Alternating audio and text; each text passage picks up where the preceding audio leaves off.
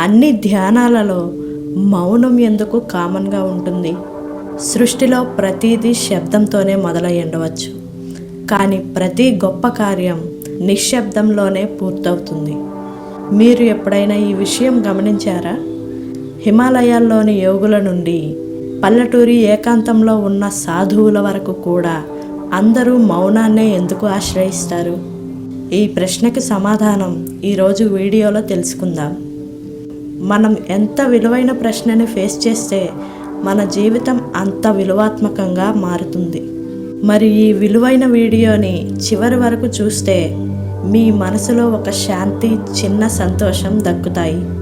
ఈ వీడియోకి మీరు నాకు అందించే సపోర్ట్గా చిన్న లైక్ చేయండి.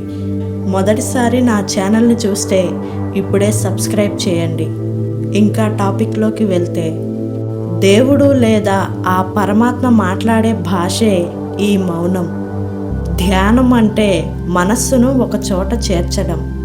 మన మాటలు బాహ్య ప్రపంచానికి కిటికీలు లాంటివి. అవి తెరిచి ఉన్నంత కాలం బయటి గాలి, ధూళి లోపలికి వస్తూనే ఉంటాయి. మనం మాట్లాడటం ఆపినప్పుడు మనలోని ప్రాణశక్తి వృధా కాకుండా మన లోపలి చక్రాలను ఉత్తేజితం చేస్తుంది. బయటి శబ్దం ఆగిపోతేనే లోపలి అనాహత నాదం, అదే ఇన్నర్ సౌండ్ మనకి వినిపిస్తుంది. అందుకే ప్రతి ధ్యాన పద్ధతి మౌనాన్ని ఒక మెట్టుగా వాడుకుంటుంది. మౌనంగా ఉన్నప్పుడు మెదడులోని భయాన్ని పుట్టించే భాగం శాంతిస్తుంది. భయం పోయిన చోట భక్తి, ప్రశాంతత మొదలవుతాయి. మీరు నిశ్శబ్దంగా కూర్చున్నప్పుడు మీ మెదడులో జరిగే ఆ మార్పు నిజానికి మీ ఆత్మ పొందే విశ్రాంతి.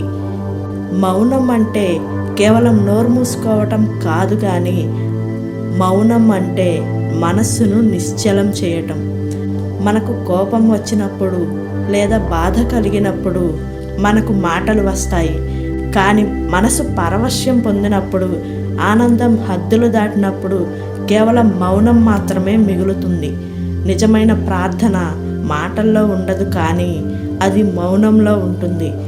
ఎందుకంటే మాటలు పరిమితమైనవి, కానీ మౌనం అనంతమైనది.